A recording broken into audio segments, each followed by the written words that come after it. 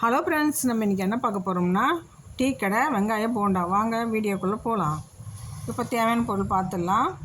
1 cup பச்சரிசி மாவு, 1 cup கடலை மாவு, 1 பெரிய கப்பு மைதா மாவு, 1 ஸ்பூன் வெறும் மிளகாத்தூள், 1 ஸ்பூன் சோம்பு.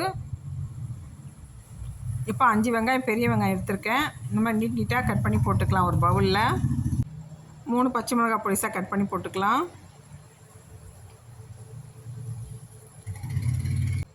கொஞ்சம் கொத்தமல்லியும் கட் பண்ணி போட்டுக்கலாம்.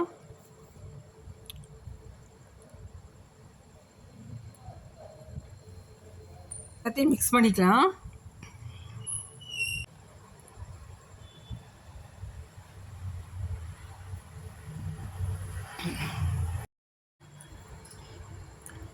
இப்போ நல்லா கலந்தாச்சு. கொஞ்சோண்டு சாப்பு சோடா போட்டுக்கலாம். இப்போ பச்சரிசி மாவு கலந்துக்கலாம். 1 கப்பு.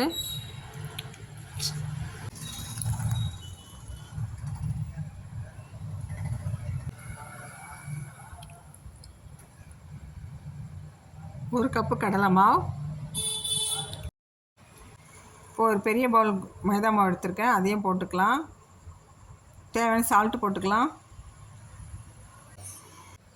இப்போ மைதா மாவு போட்டாச்சு. இப்போ நல்லா கலந்து எடுத்துக்கலாம். தண்ணி தெளித்து தான் பிசையணும், நிறைய தண்ணி ஊற்றக்கூடாது.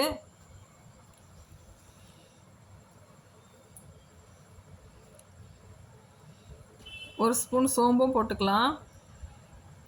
சால்ட் தேவையான அளவுக்கு போட்டுக்கலாம். இப்போ நல்லா கலந்து விட்டுக்கலாம் தண்ணி தெளித்து.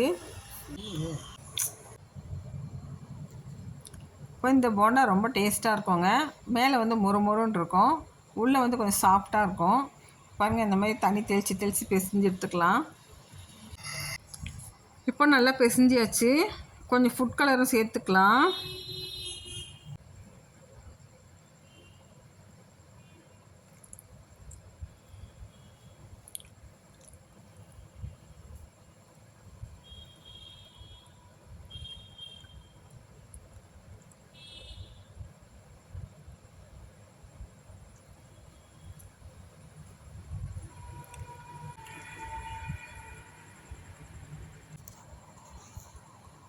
பாருங்கள், இப்போ நல்லா பிசைஞ்சாச்சு. இப்போ ஃபுட் கலர் கொஞ்சம் சேர்த்துக்கலாம், மறந்துட்டேன் போடுறதுக்கு. பாருங்கள், இப்போ நல்லா பிசைஞ்சு எடுத்துக்கலாம். இப்போ இந்த அளவுக்கு பிசைஞ்சு எடுத்துக்கலாம். இதுதான் கரெக்டான பதம். இப்போ ஸ்டவ் பற்ற வச்சு கடாயில் எண்ணெய் ஊற்றி காய வச்சுக்கலாம்.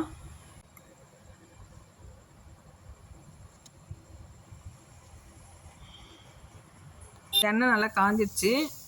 வடை மாதிரியும் தட்டி போடக்கூடாது, போண்டா மாதிரியும் ஒட்டி போடக்கூடாது. அப்படியே எடுத்து கொத்தாக போடணும். அப்போ தான் வெங்காயம்லாம் நீட்டாக வரும். பெருசாக போட்டிங்கன்னா வேக ரொம்ப லேட்டாகும். சின்னதாக போட்டிங்கன்னா சீக்கிரமாக வெந்துடும். மேலே வந்து நல்லா மொறுமொன்னு இருக்கும், உள்ளே கொஞ்சம் சாஃப்டாக தான் இருக்கும். செம்ம டேஸ்ட்டாக இருக்கும் இந்த போண்டா. இப்போ அப்படியே செவந்து வருது, அதை திருப்பி விட்டுக்கலாம்.